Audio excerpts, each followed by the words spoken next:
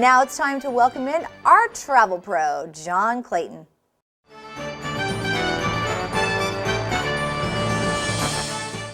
John Clayton here from Armchair Traveler on RPV Television. Now, you're probably saying, Armchair Traveler? Where is his armchair? Well, as a matter of fact, I've sat in it so many times, jumping up and down, that the springs bust and got worn out. So it is in the repair shop getting a tune-up. Okay. I know from feedback from the RPV television audience that a lot of you remember me from my days on LA radio, KABC, KNX, and KKGO. So I thought today I'd share with you some ideas on some of my travels around the world and some nifty things to see and do in Southern California, right here in Palos Verdes. One of the things that I found especially moving when I was in Europe was the Henri Chapelle Cemetery just near Bastogne in Belgium. This is an incredible cemetery and it holds the graves of 7,992 veterans of the Battle of the Bulge.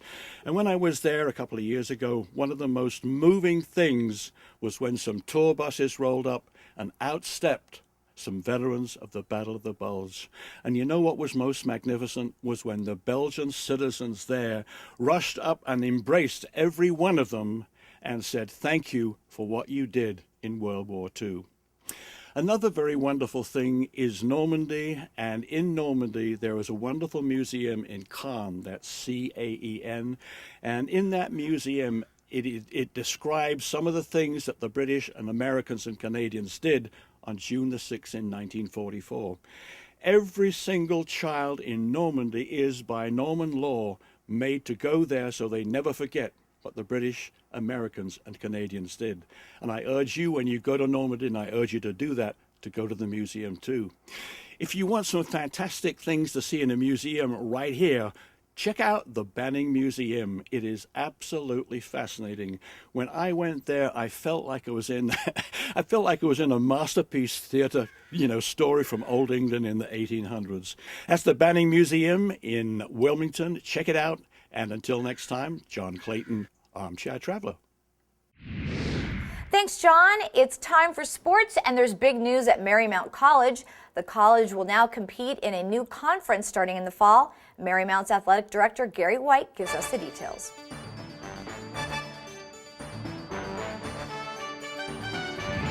Who will you compete against?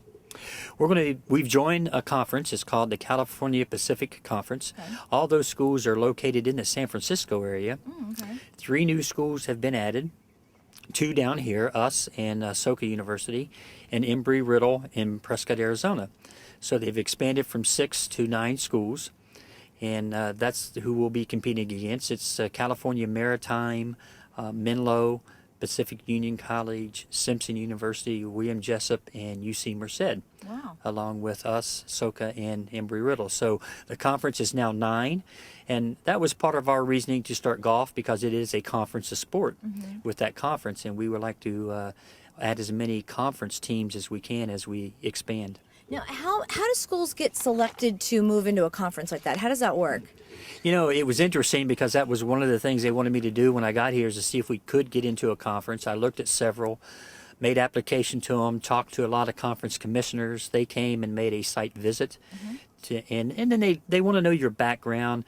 Do you fit what their other institutions do? Do you fit their mold, their missions? And that was the CalPAC, and it's called the CalPAC, is a very, very good fit for us. So they made the site visit. They were very impressed with what we're doing, where we're headed, what our goals are, and it was a unanimous decision to let us in. And you can see all of Gary's interview in its entirety on the next episode of Playing the Field. And now it's time for the community calendar. If you're looking for something fun to do for the whole family, join the community at the Point Vicente Interpretive Center for Well of a Day. This free annual event takes place on Saturday, March the 3rd from 10 to 4. Here's more from Holly Starr. Whale of a Day is spectacular, and parking, of course, is up at City Hall because the parking here is totally taken over by the different activities and vendors.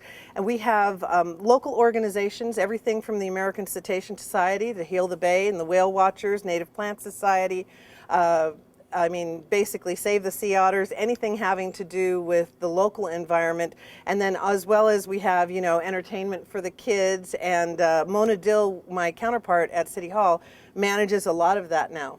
We have the whales both coming and going, so they're traveling down to Baja and to take their vacation and coming back up from having spent their vacation. It's a lot of whales in a long migration season. And finally, we're taking you back to Trump National for the Salute to Business, where we had the opportunity to see what stores and businesses our community just can't live without. I'm Maria Sorreo, and for all of us here at RPVtv, have a great day. Luna Rosa is the restaurant I cannot live without. Probably Terranea. Nelson's Bar, Terranea. Well, Chico's, Talbot's, Max Nails. Point Vicente Animal Hospital. I like the Black and White Store and Taylor, the Loft and the Gap. I would have to say Terranea. Red Onion, and Nelson's at Terranea. Well, I live about 300 feet from Trump, so my family, we walk down for lunch and dinner. I love everywhere on the promenade on the peninsula.